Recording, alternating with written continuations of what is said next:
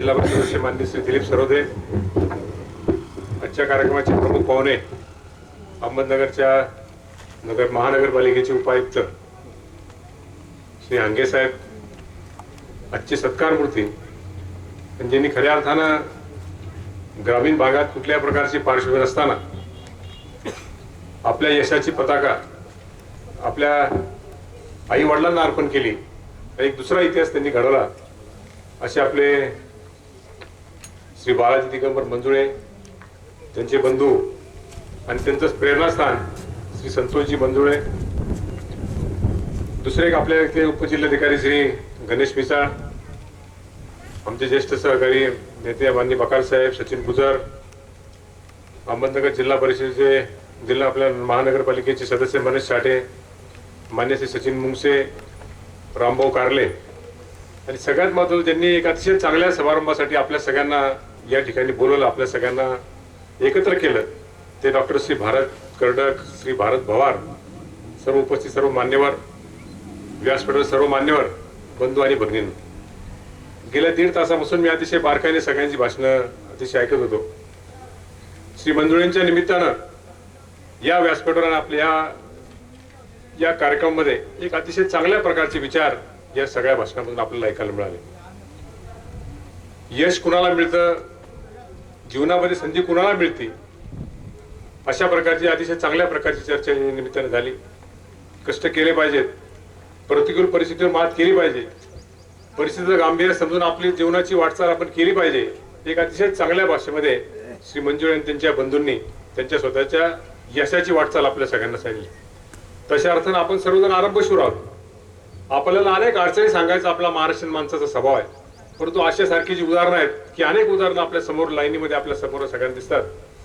यांच्या सगळ्यांचा आदर्श घेऊन भविष्य काळात बहुजन समाजातली कुठल्या प्रकारची पार्श्वभूमी नसताना अशा प्रकारचं उत्तुंग यश त्यांनी आपल्या सगळ्यांच्या समोर जो आदर्श ठेवला, त्यांना मी आपल्या सगळ्यांच्या वतीनं त्यांचं मनापासून अभिनंदन करतो. त्यांच्या पुढच्या वाटचालीसाठी त्यांना मनापासून शुभेच्छा देतो आणि त्यांची अशाच प्रकारची प्रगती होत जावो अशा प्रकारची प्रार्थना सद्गुरू साईबाबांच्या चरणी या निमित्तानं करतो. एक चांगल्या प्रकार सुरुवात त्यांनी या निमित्ताने केली आहे. मोठ्या कुटुंबामध्ये ज्यांना शैक्षणिक वारसा आहे, आर्थिक संपन्नतेचा वारसा आहे, अशा कुटुंबामध्ये यश मिळालं तर त्या यशाला अशा प्रकारचं यश म्हणता येणार नाही. परंतु त्यांनी मंजुरीने सांगितलं त्यांच्या भाषेमध्ये की ज्यांना स्वतःचं आयुष्य वडार समाजामध्ये, म्हणजे मला स्वतःला वडार समाजाचा माझा अतिशय जवळून संबंध आहे की त्यांचा आणि शिक्षणाचा दूर संबंध नाही. त्यांनी कधी पुढे म्हणजे घरातल्या एकाही माणसाने असं कधी ठरवलं असेल की आपली मुलं शिकली पाहिजेत, त्यांनी आपला जो परंपरागत व्यवसाय तो सोडून दुसरं काही केलं पाहिजे असं अजूनही 1% सुद्धा लोकांना वाटत नाही. अशा प्रकारच्या समाजाच्या पार्श्वभूमीवर आपण यायचं. ज्या आईने कधी स्वतःला शिक्षणाचं काही माहित नाही, ज्या वडिलांना सुद्धा शिक्षणासंदर्भात कुठल्या प्रकारची माहिती नाही, परंतु आपली मुलं शिकली पाहिजेत, स्वतःच्या पायावर उभी राहिली पाहिजे आणि आपल्या स्वतःच्या मुलांना लहानपणीच आपल्या त्यांच्या अंगातले गुण जोपासून त्यांना त्यांच्या पंखामध्ये बळ द्यायचं काम त्यांच्या आई वडिलांनी जे केलं ते अतिशय कौतुकास्पद आहे. आणि अशाही परिस्थितीमध्ये त्यांची मुलं मोठी झाल्यानंतर आई वडिलांचं अशा प्रकारचं ऋण समाजापुढे अतिशय अभिमानाने सांगतात, त्याच्यासारखी आनंदाची दुसरी कुठलीही गोष्ट नाही. हाच अतिशय चांगल्या प्रकारचा वारसा भविष्यात सुद्धा आपल्या सगळ्यांना पुढे घेऊन जाणार आहे. या निमित्तानं अनेक गोष्टींची चर्चा झाली, बहुजन समाजातल्या मुलांसंदर्भात झाली. आपल्या ग्रामीण भागामध्ये ज्यांना कुठल्या प्रकारची पार्श्वभूमी नाही अशा प्रकारची मुलं अतिशय चांगल्या संख्येने त्या ठिकाणी पुढे येतात. मला स्वतःला अतिशय आनंद आहे की अशा प्रकारच्या मुलांना मदत करण्यासाठी समाजाने सुद्धा पुढे यायची भूमिका या निमित्ताने घ्यावं लागणार आहे. मला सुद्धा या निमित्तानं अनेक माझं कौतुक सुद्धा सगळ्यांनी केलं. मी सुद्धा अतिशय प्रतिकूल परिस्थितीमध्ये, म्हणजे राजकीय कुठली पार्श्वभूमी नाही, श्रीरामपूर सारख्या एका अतिशय प्रगत तालुक्यामध्ये जेव्हा मी स्वतः कामाला जेव्हा सुरुवात केली तेव्हा माझ्या वडिलांसगळं मला होते कशाला भानगडीत पडत होतो, हे काय आपलं काम आहे का, आपण वेगळ्या परिस्थितीमध्ये आपण या ठिकाणी आहोत, त्यामुळे या भानगडीत पडू नये. परंतु अतिशय जवळच्या मित्रांनी सगळ्यांनी सहकार्य केलं, समाजाने साथ दिली, परमेश्वराचा आशीर्वाद आणि अतिशय मंजुरीने सांगितलं त्या भाषेमध्ये अतिशय कष्टाची तयारी जोपर्यंत तुम्ही ठेवत नाही तुम्हाला यश कुठल्या परिस्थिती मिळू शकत नाही. आपण दुसऱ्यांकडे पाहतो, आपल्या अहमदनगर जिल्ह्यामध्ये अतिशय चांगल्या परंपरा आहेत. हा जिल्हा तशा अर्थानं समृद्ध परंपरेत जिल्हा आहे. आपल्या समोर आदर्श आहेत, सगळ्या क्षेत्रामध्ये काम केली अतिशय मोठी माणसं आपल्या सगळ्यांच्या समोर आहेत.